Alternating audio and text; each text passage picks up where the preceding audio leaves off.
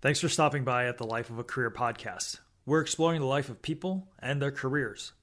Even though we are in the digital age, access to careers and career advice from professionals is still very much gated by wealth, status, pedigree, and personal resources.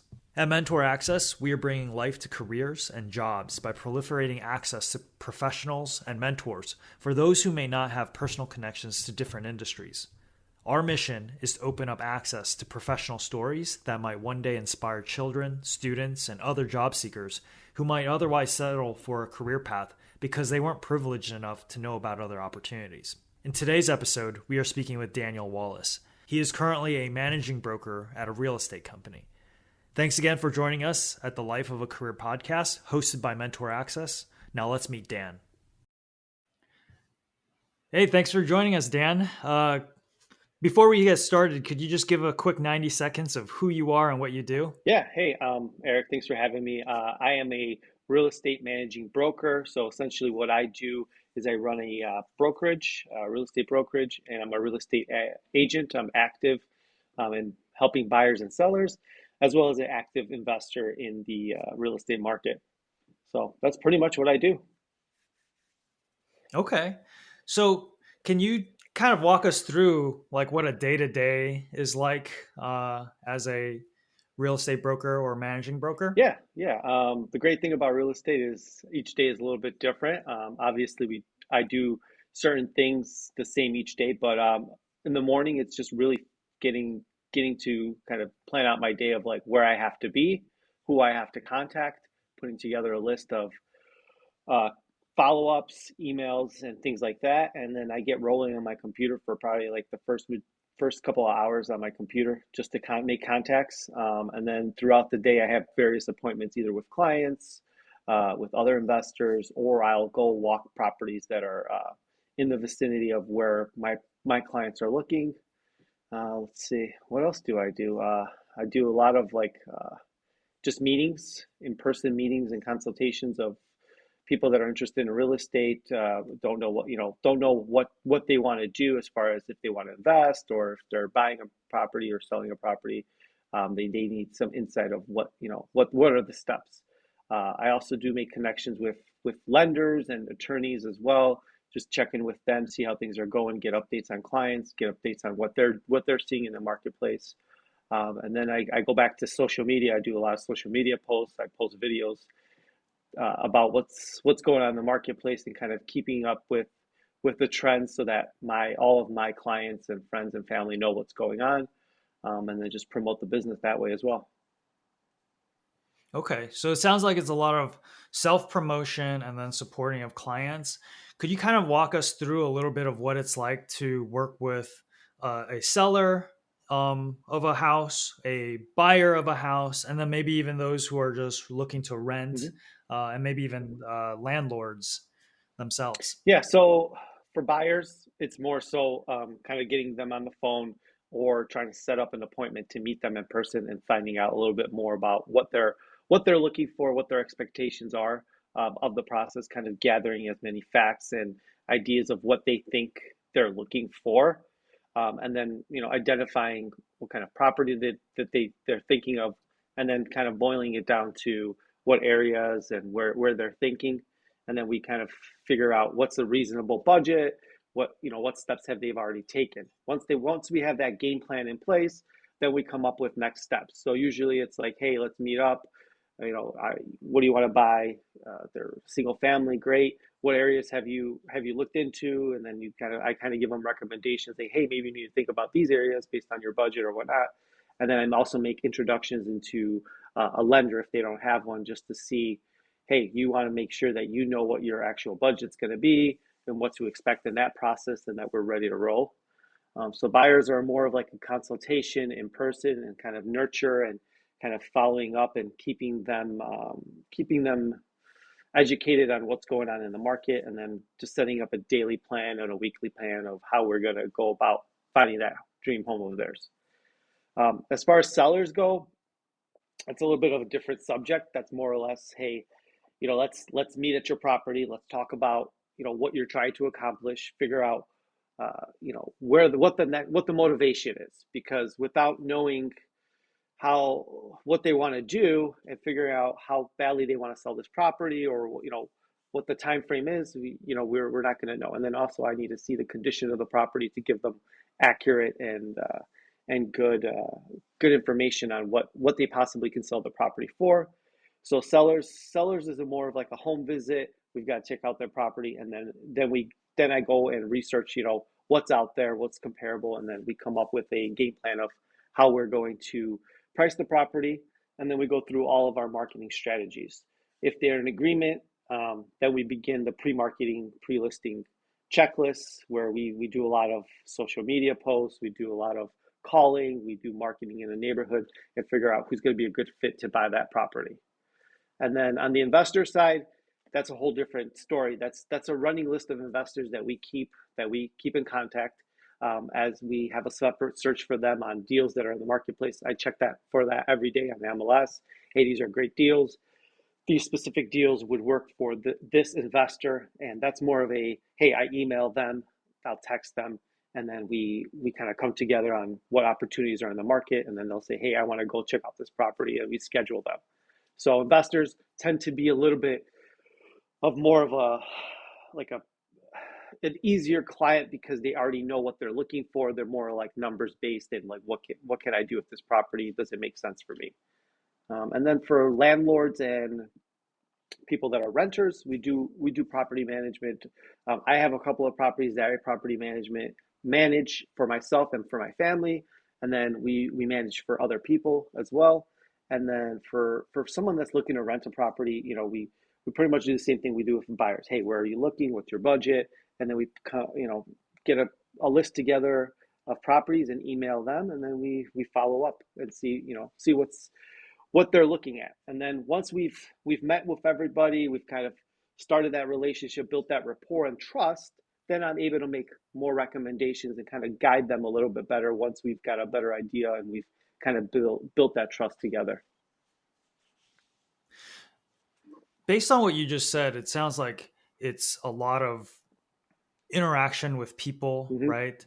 And then is this a job that where you're just sitting in the office calling people, or do you have to be out and about? Do you sit in just an office? Yeah, so this is like a relationship based business, right? So it's I'm everywhere. So a lot of times my office work is scattered throughout the day when I can get it in. Usually in the morning, I set up all my appointments and figure out what appointments I have to make, do all that computer work in the morning, and then I'm usually out and about, whether it's on an appointment or in my car. A lot of my work is done in my car or on my cell phone as I'm out and about, just confirming appointments, texting people, and then in between calling everybody. So yeah, this is like an on the go type of job for sure.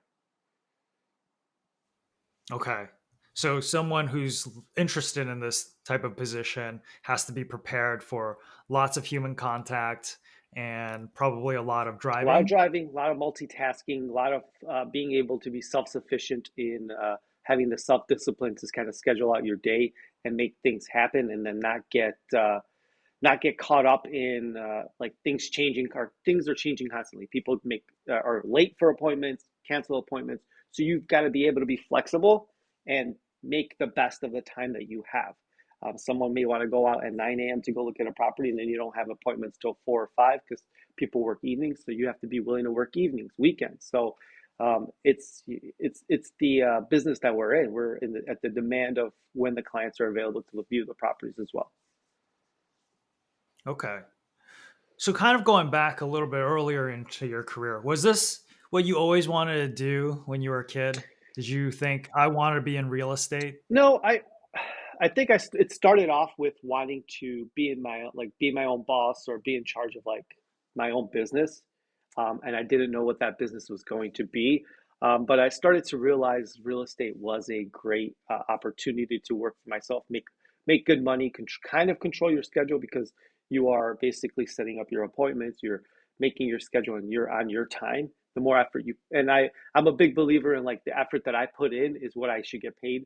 Like I get paid for, like what I do, not just for the time that I sit there and work I complete. So when I was little, my buddy's parents did real estate investing, and they were realtors. I didn't really know about the real estate agent side, where I didn't think that I was going to be interested in that. But as I got older, I realized, well, if I'm going to be an investor, the best way to get these great deals and know the market is to be a real estate agent, because if you're in it, you understand it, you know where things are headed, you can learn a lot about it. So that's where I kind of made that switch. Is I ultimately wanted to be an investor when I like turned 18. I was like, oh, I'm just going to start flipping houses. Bought my first flip. Of course, the market crashed. I had no choice but to become a landlord. And so I had a day job, and I was like, well, I'm going to make this real estate thing work. So I figured out, hey, I'm going to become a realtor, gather cash, figure out how to manipulate this market, and grow my business that way.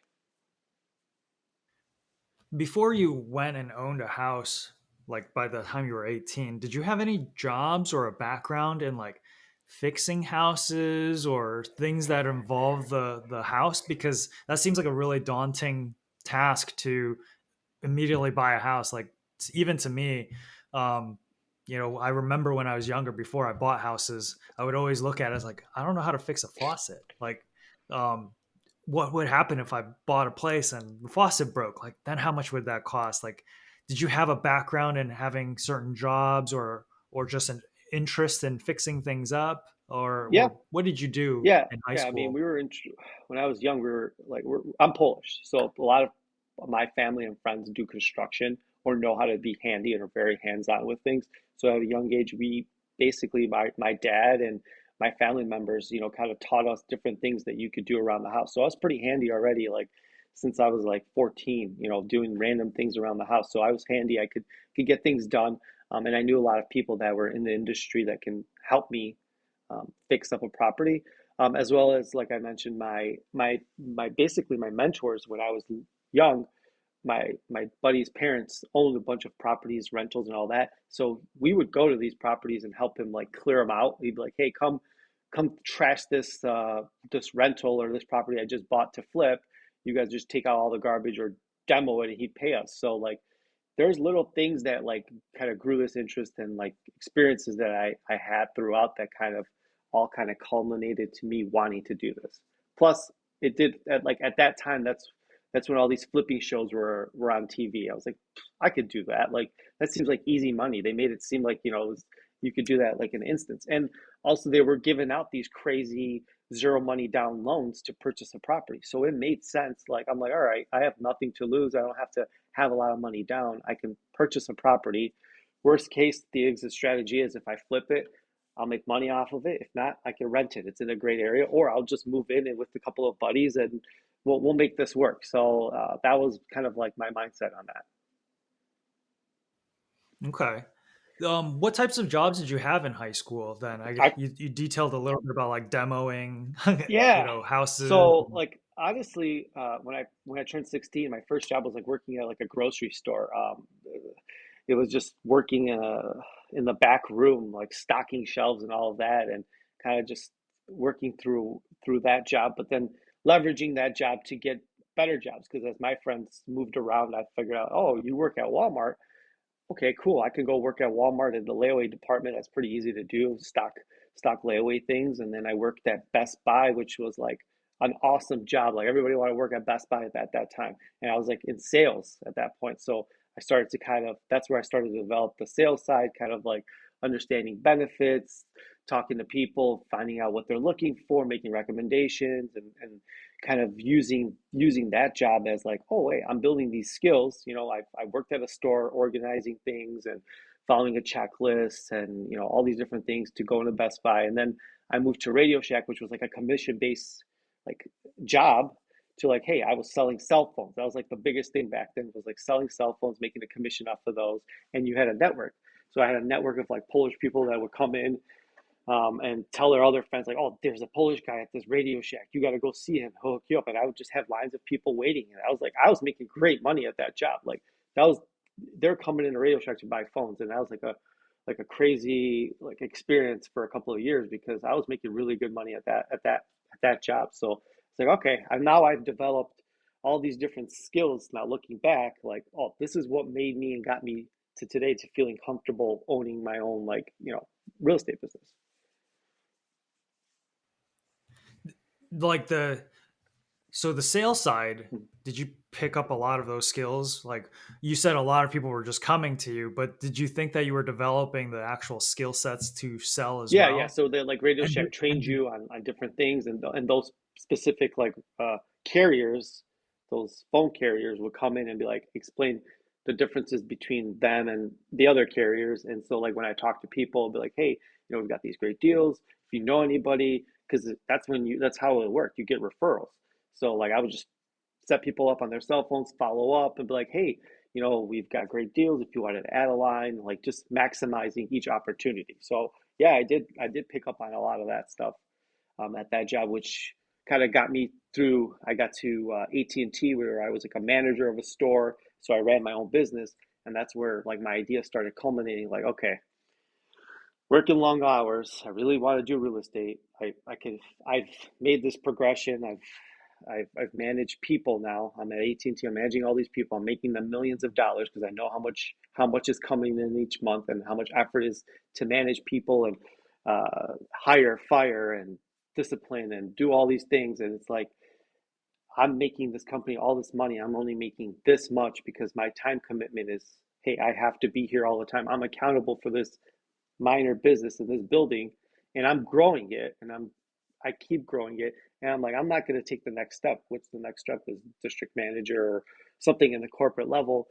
I'm like, I could take this and I can apply this to real estate. So let me start doing real estate part time, see how it goes, see like how it feels, and I started dabbling, but I couldn't commit fully because my job was taking so much time and effort, and I was just tired. Like I couldn't, I couldn't expand or I couldn't get the business going. So at one point, I was like, all right, this is what I'm going to do. I'm going to take out my 401k. I'm going to just buy a property to flip.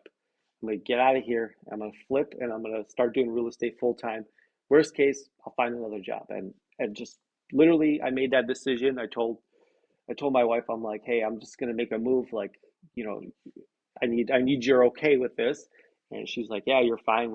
I'm working. Worst case, we've got a buffer, and I never looked back since then. when when you were doing Radio Shack and AT&T, was that something that you were just like, hey, I'm kind of used to this now, and you progressed, or was there something that was interesting inside of those jobs that made you go, oh, well, I'll stick a little longer, I'll become a manager, rather than just be the sales I rep? think I think they build a culture of like of making you feel good if you're successful, right? Like they reward you for being good, and if you have a good work ethic, like half of the battle is just having a really good work ethic and being determined to succeed in that field, so that as you put more time in and as you get sucked into wanting to work there and you have all these hours, you don't have time to think about, oh, what else could I be doing? Like it was just like, okay, going to work tomorrow. These are the things I have to work on. These are like the development things that I'm doing. And I love developing people and helping people with sales. And then the day in, day out, like communicating with people that came in, customers, all that, and seeing all the different things that happen. Every day was so different. Yeah, you had your bad days, you had your crazy people that came in and yelled and screamed, but you also had those like great moments where you were successful, and just like that sales environment, like it fed into you. It's just like an addiction. Like I want to sell more, I want to do better. So, but it wore on me, it wore me down. I was like, okay, I'm doing the same thing over and over again. I'm not making the money that I should be making for this success. Like, yeah, you get a little bit of a raise, but like I know what truly like my time is worth and my skill set. And as I started to see around me, I was like, okay, I can't be doing this for another 10, 15 years. Like I can't picture doing this for long term. And that's where I was like, okay, well, what can I do? Like what did I truly think can make me more money, and I spend less time and like stressed out about it. And then that's where I turned to real estate. I was like, okay, I guess I need to start flipping. What was it about the environment that made you kind of realize like this isn't what I want to do in the next 10 to 15 years? Were there people that were 10, 15 years ahead of you in your career that you could point to and go, I really don't want to do that?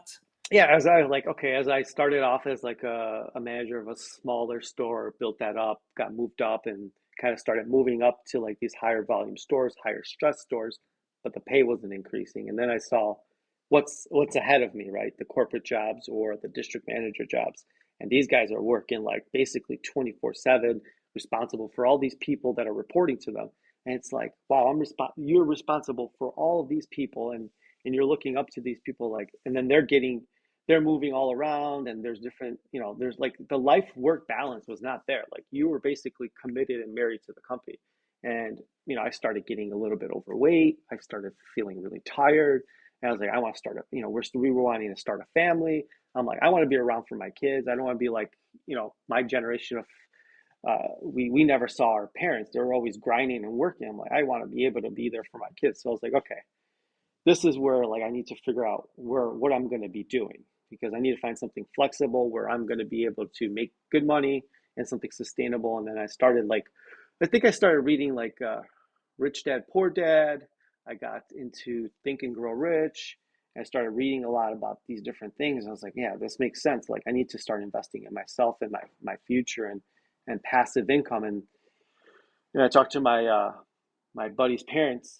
I we were big sports fans, so we would always go there every year for March Madness. And one year they were just talking about like how they're buy. This was in the 2009 2008 years, and they're buying up all these properties because all the foreclosures are there. Like, you guys need to buy these things. Like, you guys can get going in the future. And they're very supportive of flipping houses, and they were just doing long-term rentals. So that's where like it all started to come together. Like, okay, I think I can do this. I think this is like a path other than what I'm doing right now, or else I'm gonna basically burn myself out. Could you guys give us a bit of a context to when you were growing up? You had friends whose parents were owning properties and things like that. But what was like the general outlook on careers when you guys were Yeah. little? Like, were your friends all trying to be doctors? What was that environment like?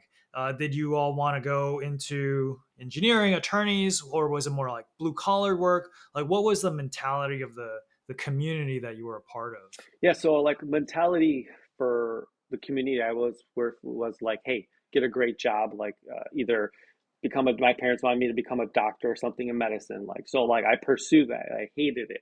I totally hated it. I thought it was boring. I could not sit still. Like, I knew like that was not going to be for me. But the mentality was like, get a job, work your way up, and become like upper management, become like make something of yourself that's important, that's have a better job and income than your parents, because they're they just came from Poland, so they're the first generation here. We've got to do better than them.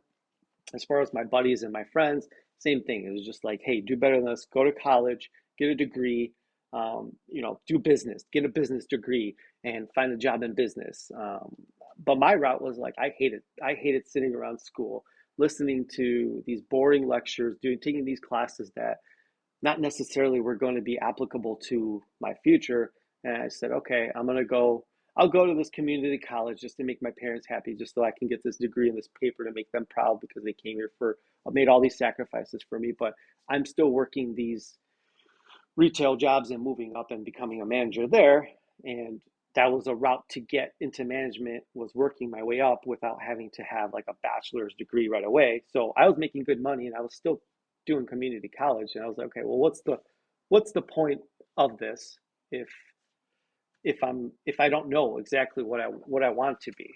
I just know that this is kind of like I'll just work my butt off, figure it out. Like, I'll figure something out. I'll get into something. And then that's where that real estate kind of like showed its head. Once I was up in the corporate manager, I was like, oh, this is not working out. Like, I need more freedoms. I need to go hang out.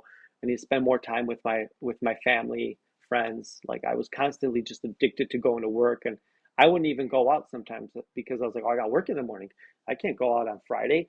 Saturday, I have to open up the store, and we got to have a big sales day so that the weekend, we get our bonuses. So that's kind of that's kind of like, we grew up as a childhood was like, hey, blue collar, like, work your ass off, move up, make a good steady income, you know, buy a house, get married, and the rest is history, I guess. Yeah, could you talk us a little through a little bit of like that experience working simultaneously doing college? You said you were at community Mhm. college. Was that going through like the biology courses because you were thinking of becoming a doctor? Yeah, so it actually was in high school. I had to go, I took like extra classes after school to like medical terminology and like biology, and it was like prepping you to get into a medical program somewhere. Uh, and literally the first semester, they're like, you have to memorize, I don't know how many words it was. And I looked at this class and I was like, there's no way in hell I'm gonna sit here and repetitively like study this book and try to memorize all this stuff. Like I don't care. Like I can't sit still. Like I'm not that type of person. I'm already working. This is 16, right? So like I'm already working a job after school. Like I remember I worked at Walmart. I was working till like midnight and get up at like 6 or 7 to go to school. I was like, there's no way I'm going to be studying these words. There's like not a chance. I'd rather make some money, hustle. And I was like, I told my parents, I'm not doing this. Like I'll get a degree in business and figure it out, but I'm like, I'm not becoming a doctor. That's like not in the cards for me. So And then you went to community college after college or after high yeah, I school, went to or were you? So I told them I'm like, I'm not gonna go find a college to go do medicine. It's just, hey, I'm gonna go to a community college and talk them into it. I was like, hey, although my friends are a couple of my friends are going here, it's local. I'll still work, but I'll still go to I'll go part-time to school. That's how I got away with it because I was like, I don't know, like I don't know what I'm gonna do. And when I went to this community college, same thing. It's just like I don't know. I had this realization like, what am I doing here? Like, this guy's teaching me about accounting.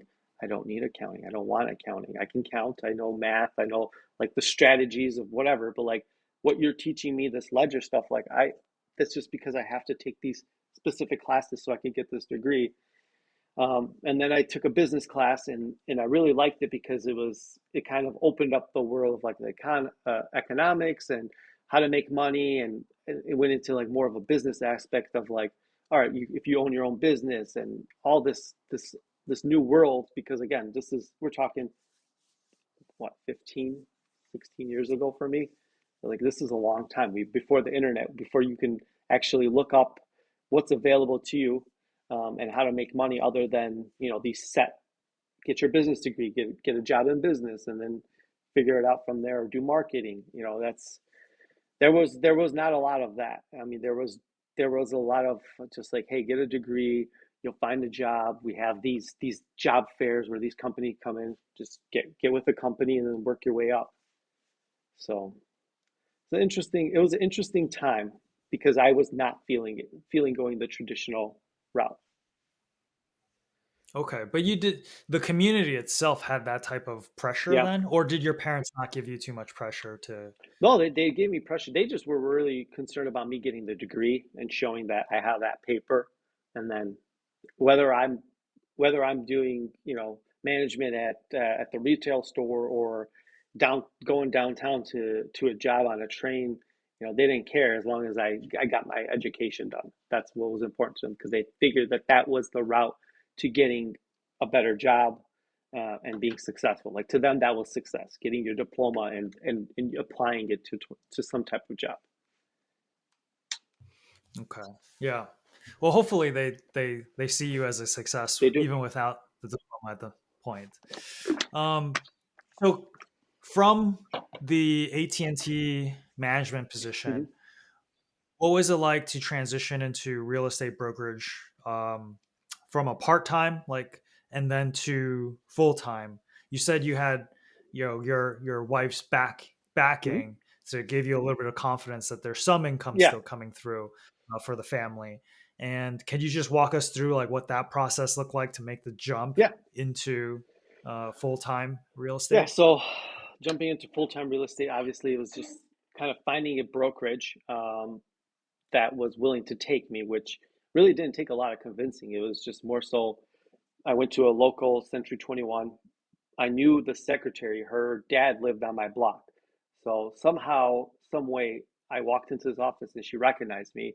And so I went to his real estate office. It was Century 21. And she says, oh, hey, Danny, what are you doing here? I'm like, oh, well, I I heard good things about this place. I want to become a real estate agent. You guys had the sign that you guys do the classes here, and what do I need to do to get started? So the managing broker talked to me. He's an older guy. He used to actually be a teacher at the high school over there. And so he like wowed me because he was so organized and he was so like ready to like explain how to become a successful agent. And then obviously me being in my like 20s, and all these real estate agents were super old over there. They're like, yeah, we'll help you out. And like it was a very like open, like an open room of like, hey, we'll welcome you, we'll help you with this transition.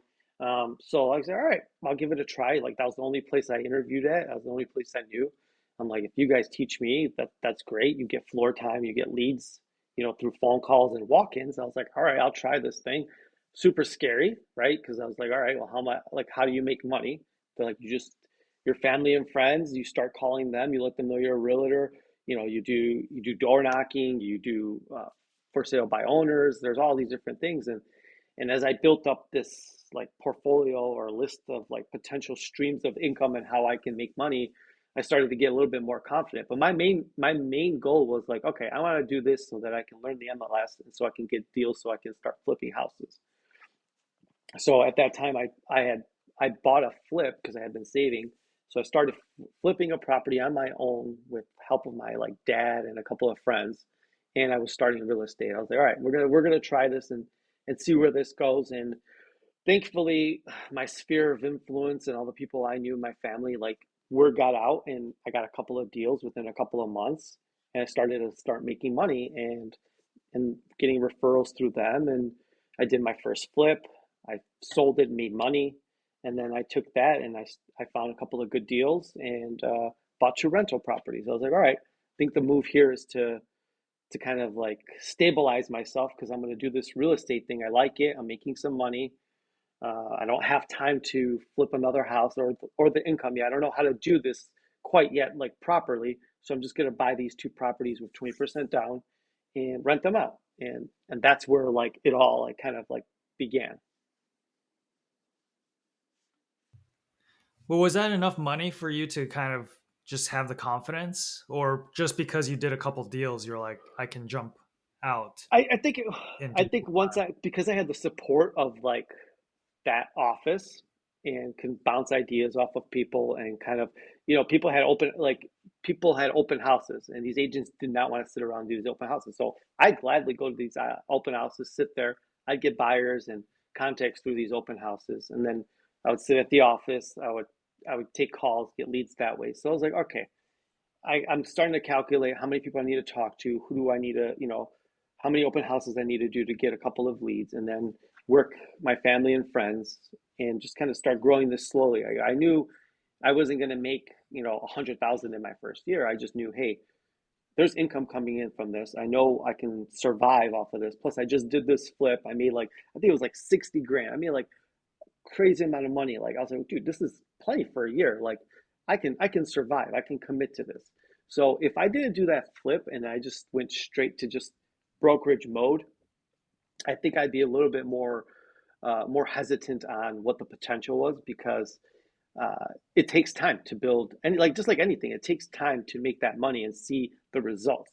I kind of It kind of goes back to like going to the gym. If you go to the gym a couple of times, you're not gonna notice the difference, but you're building something.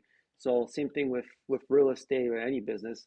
You're making calls. You're contacting people. You're building your database, and that was really big at that brokerage. Was like, hey, you've got people to call people. You've got activities to do. If you're bored, go drive around the neighborhood, find for sale by owners, and just call them.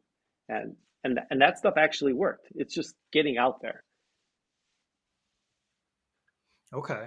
And how long were you part time before you jumped over to full time I was real estate? I was part time um, while I was doing AT&T. I was part time for like 2 years. Then things started to pick up a little bit, and then that's when I was like, all right, I can I can figure out a way to get out of this corporate job.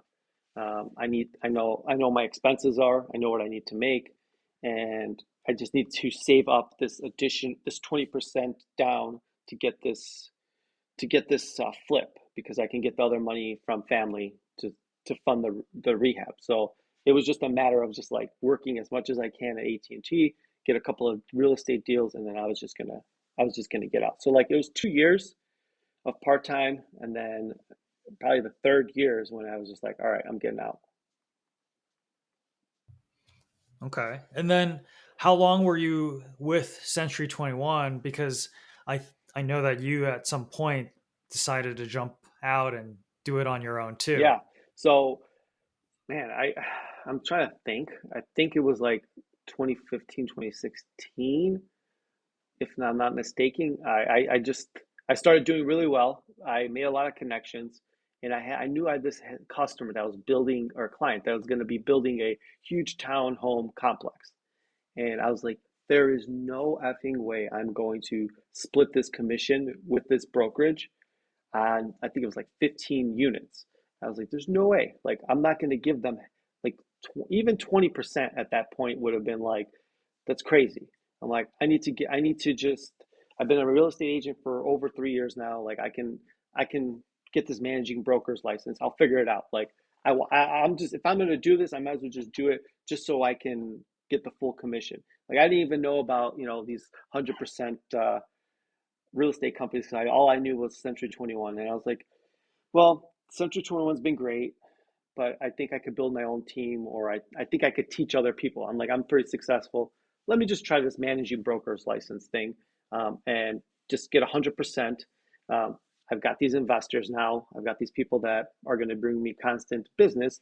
I'm like, I think I'll be okay, and I'll figure out the rest. So I just jumped into it, taking a course, did an online course while doing this real estate thing, and became a managing broker, and then just went like a sole proprietorship, and basically got that townhome development sold under my name. So I figured it out. And then how long were you solo? Because now you're with Yeah, PadScouts, and now you have several real estate agents yeah. underneath your uh, managing broker's license. Like, what was that transition like? So yeah, I was solo for about I think a year and a half, if not 2 years, and it was going well. But like it was like, okay, well, how do I leverage this, or how do I kind of grow this business?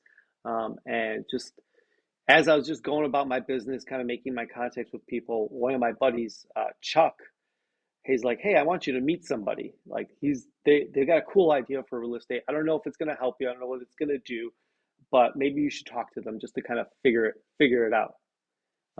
So that's where I started to think more like, okay, maybe I can expand and grow my business because there's opportunities out there. Like I'm starting to see teams, the evolution of like all these teams out there of realtors, and it's a lot if you're doing this by yourself. You're managing transactions, you're managing your schedule, you're replying to emails, you're setting your own appointments, you're driving out everywhere. I'm like, okay, this kind of makes sense. Like I could build a team and have like a buyer's agent and maybe get an assistant and kind of run it run it a little bit more professionally and grow it that way so that I'm not just the only one responsible. Because I was just in denial. I was like, oh, I'm just gonna flip houses. That's all I'm gonna do. But then I realized I need more streams of income because if one thing starts to stop, which real estate investing was starting to become harder and harder to get great deals. Um, I need something to not fall back on, but I need another thing that I'm working on to bring me in money. So I met with you, right? Am I supposed to? So I met with you, and you were working on some software and matching agents with clients, and I thought I was like awesome. Like, hey, this is going to be a great idea, and we just started. We built it from there. Like it just I just like the concept of working with other people. I missed it because I was just running solo. I was like a solo agent, just getting my deals done and kind of just going home. I didn't really have much interaction with other people to share like what I'm doing. And so that's kind of where I kind of transitioned. That's actually a really interesting concept of wanting to work with other people. Like, did you play sports at all when you were Yeah. younger? Like, did that have an impact on how you know, like to work with teams and know and understand how to work with teams? And Yeah, I played sports when I was younger. So like I played basketball, baseball, and then with my friends we love sports, we play sports. We are always together, always talking about it, always doing these different things with sports. But then like when I worked in retail, like I was part of teams. I was part of like working with other people to solve problems or get things done. Or when I was AT&T, I loved being the manager and kind of interacting with the team and helping them develop and kind of I loved when someone would become such a great asset to the company and they would move on to do great things in the company. Like I took pride in that. Like I was never the one to be like jealous or just trying to stop people from progressing. I was always the one pushing people like, hey, you're great. You're a great salesperson. You can do these type of things. You can do great things. Like so that's where like I guess I was missing out in those couple of years was when I was just chasing just real estate. It was kind of lonely because it was just me doing my own thing, and I'm pretty competitive. So it's like, who am I'm competing with all the other realtors, but I'm not really like interacting in that way. Whereas if I I partnered with somebody for PadScouts, we became like a team and we're pushing each other, and that's what kind of evolved my sales and made me even a better agent because it helped me grow and want to learn more. yeah, that's an interesting dynamic, to think that you wanted to work for yourself, and then eventually you're like, man, the team environment is actually still a very beneficial It one, is. to support you. Um, and then kind of going through like the requirements, I guess, to become a real estate Mm-hmm. broker. Uh, what would your recommendation be if someone was like a student? Mm-hmm. How would they become a real estate broker? And is that something that you would recommend them do? And when I say student, it could be like a college student, or it could be a junior high school or high school student who might be interested in real estate. Mm-hmm. What would you say is the best process to become one? Would you recommend that they work a job first and dip their toes in and do part-time like you did, or uh, should they just dive right in? And what's the process like to actually get licensed, get hired by a brokerage, things like that? It all just depends on the person, right? And what they want out of it. I tell a lot of people like there's great opportunities. Like you can get a real estate license coming out of college because you have to be 21 to be a real estate agent. You could be a leasing agent at 18, and then there's courses. There's a whole course that you have to take in order to qualify to take the test to become a real estate agent. So you have a certain amount of hours. What I would say is like you can definitely get into real estate, and there's so many different avenues. It doesn't mean that you have to become just a real estate agent right off the bat. You definitely need like a mentor or somebody that's successful to kind of show you. There's a lot that goes into this. There's a lot of different issues and things that you need to resolve, whether it's client base, transaction base, or just what's going on in the market to kind of identify where what you should be focusing on. So it definitely would benefit you to be, if you're going to get into the space, you can jump in part time or full time, doesn't matter. Initially, to join either a team or a highly successful real estate um, company, and kind of grow from there because you could be a buyer's agent, you could be a seller's agent, you could just be a leasing agent. You could find like the niche that you're really into, and work on that. I've met people that all they do is just do business with investors. Their job is to literally find deals, write the contracts for those deals, open those doors, and get them deals. So that's one aspect. So there's a lot that goes into it. So I guess the biggest thing is just identifying, hey, what would I like? Test it out. Join a brokerage that's really good at developing an agent and that has good tools. If you can find those, then you will kind of find your niche and grow your business. But if for you to just jump, just take the license and just jump right in, it's going to take time. You can't go expecting to sell 10 houses in the first month. Potentially you can if you have the connections or know people that are looking, but it takes time to build. Just like any business, it takes time to build that following and build that trust over time with other people.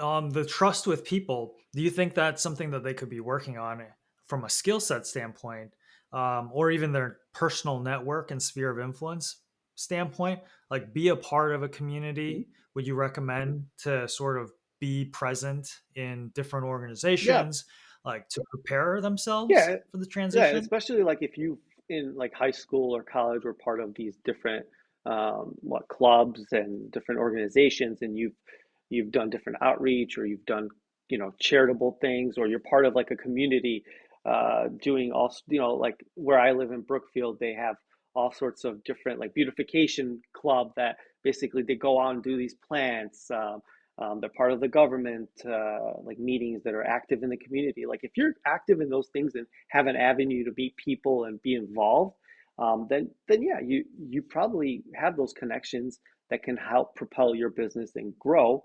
Um, it's just a matter of like it takes time and skill to get the experience. But if you're in a brokerage where like with us, you would have you would have me as a resource. You when you go into meeting with people, you're not going by yourself. You're like, hey, Dan, come with me. I have this meeting with this potential seller. They want to know how what's the best way to go about selling their property. We go in there. We're a team. We can get the deal done, or we can explain the benefits of working with us. And then they can grow their business. So like, yeah, like it's more of a community environment and a team environment now than like say 15 years ago when I started out. Everybody was like out, like they wanted to help you, but everybody was like an individual. Nobody saw the benefits of like working together to make deals happen, or to just like help each other out to help grow each other. So I think that's what's the unique thing is now that we're more connected, and we have a lot more information too online, and different YouTube people that you can follow, or Instagram people, just to get great ideas on like how to expand your business. And then for people who are thinking about transitioning careers, let's say they're mid Hmm. career and actually had a job like Hmm. you, what would your recommendation be for them to jump into the real estate industry? Yeah. So like I talk to a lot of people all the time, like, hey, I'm thinking of joining real estate. It's like you're doing this and that. I saw like I think I could do that. And it's just like I have I like that conversation like, hey, it's not overnight success. You're not going to be an overnight success no matter what you do. But if you want to do this and truly can take it seriously and have time and a little bit of cushion to like put in the effort and time, like you could become successful. You can jump right into it. You can literally quit your job and come work with us, and we can kind of come up with a plan of how am I gonna succeed, because you have to put in the time to learn. Like the faster you transition, the faster you start learning, the faster you're involved in transactions, problem solving, making connections with people, taking these meetings, you can build your business. But you can also do this part-time too. Hey, I'm going to be quitting my job soon. Start meeting people. It's like, hey, I'm going to start real estate. It's going to become full time for me. Just want to let you know I'm going to become a realtor. If you have any questions, or if you've thought, if you've had experiences, I'd love to hear about them, just so I know what I'm getting into. You can build like a lot of connections that way, and then start building a database that way as well. So I mean, there's no right or wrong way, and there's no perfect way to do it. It's just the basically on trust in yourself of like, hey, am I going to be capable of filling my time if I do this full time? Like, what am I going to be doing? I'm not going to be just sitting at home, send a couple of emails, make a couple calls, and then just call it a day. That's not going to work. Like, you have to be fully committed.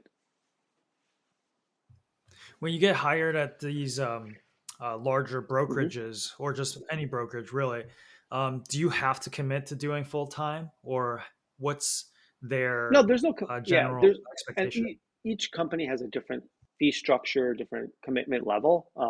You just find the one that best suits your needs and like your lifestyle. There's ones where you pay a monthly fee just to be part of the brokerage. There's no commitment of like, hey, when do you have to be there, or, do you have to be a full-time or part-time, agent? But it makes sense if you're going to be doing a split with them and they're going to be investing in you. They're going to want some type of commitment from you. So depending on like, the larger ones like Century 21, Remax, and all those, there's a larger split with them. So you want to make sure that utilizing all their tools and utilizing all their connections to make yourself successful, because you are ultimately paying a portion of your commission to them, and then there's franchise fees and different fees. So it makes sense to be fully committed full time for something like that. If you're joining a team, if say someone's looking for a buyer's agent, and you're great with talking with people, communicating with people, following up, and like helping them make that decision, you could just jump in and be, a buyer's agent, and you just work the weekend. Like, hey, I just need someone to cover all my clients on the weekend, and and that's a position that you can do. So again, there's so many different opportunities, so many different options in this business. You could become a transaction coordinator. Maybe you don't want to necessarily be on the move all the time, but you are very good at like getting paperwork done, chasing people down to get signatures, or following up on emails and where the transaction is and updating people, and you're really good at like organizing things. The transaction coordinator would be a great role for that person. So there's a lot of different things within the real estate company that someone can do. It's not just, hey, I'm a buyer's agent, seller's agent, or I do everything. You could specialize in something specific in real estate. And then we talking about commercial, that's a whole nother layer of the real estate that's out there too for people. What are some like resources that you might recommend people review before going into this career path, or even possibly thinking about getting licensing? Yeah, you just visit the website for Illinois Realtors, and see, see what's out there, like what the investment is, as far as like getting the courses done, how much the test costs, and then the startup fees, as well as they have all the descriptions of like the job responsibilities, the different things that you do. You have to abide the rules of like being a realtor, the ethics and all that. You can kind of get an idea of there. The National Real Estate Association as well. And then just honestly, YouTube, you can kind of YouTube the different aspects of real estate. You can say, hey, what's it like to be a real estate agent? What's a transaction coordinator? There's a lot of information out there now. Is every state different when it comes to the Yeah, every licensing? state's different. Requirements are different for each state. Some states are easier to get a license. Some states are a lot harder. They have different courses that you have to take, different fee structures. I know like California, Colorado, they're like really stringent on like what you have to do to become an agent. Uh, like for us in Illinois, we are partnered with Indiana, so like you could just take a state test and become an agent, an active agent in Indiana, and do transactions there if you wanted. So it just depends state by state, depending on your location. And then again, there's licensing just to become a leasing agent. Like you don't even have to do the full like I think it's like 40 hours or something like that for the leasing. So like if you just want to dip your toes into just becoming a leasing agent and work for one of these bigger community um, complexes where you're just managing that building, you could do that as well. Yeah, I appreciate you taking all the time to kind of explain your career, and also the resources that are available and the requirements to become a real estate broker. Do you have any last kind of tidbits and advice that you'd like to impart on for our audience?